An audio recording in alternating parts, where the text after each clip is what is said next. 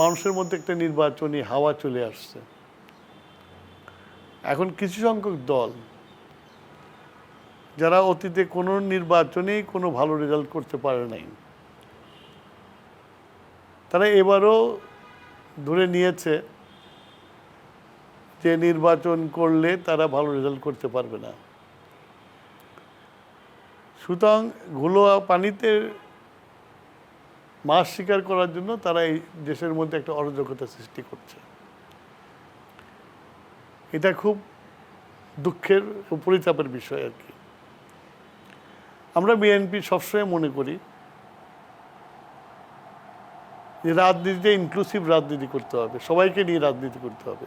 হঠাৎ করে বিভিন্ন রকম দাবি নিয়ে এসে দেশের মধ্যে অস্থিরতা সৃষ্টি করে লাভ কিন্তু কারোই হবে না, হবে পতিত যে দলটি সেই দলের হবে। এবং আপনারা লক্ষ্য করেছেন যে এর গোলমালের মধ্যেই তারা সুযোগ নিয়ে মিছিল বের করছে, নানান রকম কথা বলছে। সুতরাং পানি যত বেশি ঘোলা করা হবে তত আওয়ামী লীগের তত লাভ হবে। আমাদের মধ্যে সংখ্যা একেবারেই নেই। আমরা নির্বাচনের জন্য প্রস্তুত এবং আমরা নির্বাচনের জন্যই আমরা মাঠে ময়দানে কাজ করে যাচ্ছি। যতই এইসব হবে আমি মনে করি সরকারে আরও শক্ত হস্তে এগুলোকে দমন করা উচিত। দমন করে দেশটাকে নির্বাচনে যে হাওয়া বইছে এটাকে যাতে নির্বাচনটা সুষ্ঠুভাবে হয় সেটা ব্যবস্থা করা। বিএনপি এইভাবে 100% পজিটিভ নির্বাচন ফেব্রুয়ারি মাসে হবে। এটা আমরা চেষ্টা করছি সবাইকে নিয়ে নির্বাচন করার জন্য। কে বড় কে ছোট সেটা আমরা চিন্তা করছি না, সবাইকে নিয়ে নির্বাচন করার চেষ্টা করছি। সবাইকে আমরা আমন্ত্রণ জানাচ্ছি, আপনারা আসন নির্বাচন করেন, যার যার অবস্থা দেখে নেন।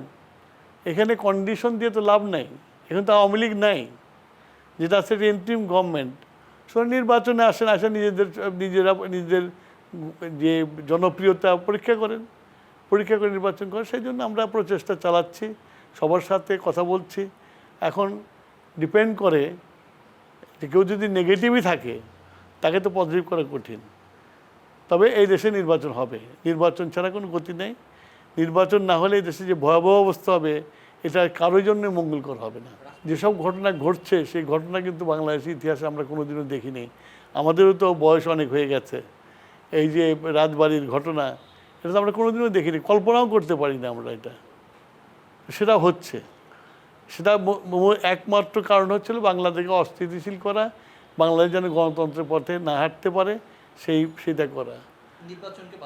তোমাদের দাবি আছে যে জাপা ব্যান্ড করতে হবে, ঠিক আছে, জনগণের কাছে যাও, জনগণ যদি চায় ব্যান্ড হবে।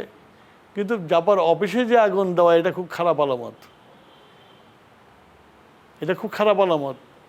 প্রত্যেকেরই অফিস আছে, কারো ভালো লাগলো না সে আর তার যে দলটাকে তাকে আগুন দেব, এটা তো একটা খুব সুন্দর নিদর্শন হলো না। তো যারাই করছে তাদের ভেবে চিন্তা করা উচিত।